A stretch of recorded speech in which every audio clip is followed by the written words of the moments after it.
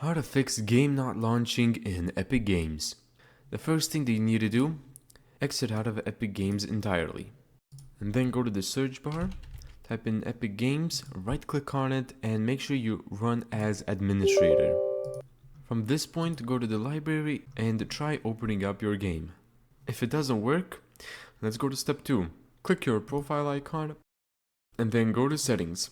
Scroll down until you see manage games. Click on your game and click additional command line arguments. And then type in -skip _ launcher. Then click enter, then go back and try to launch your game.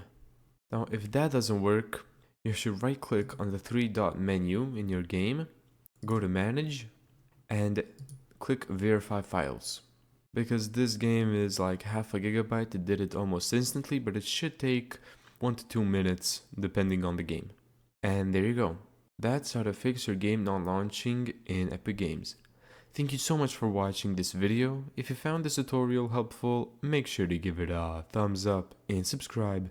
And as always, see you in the next video.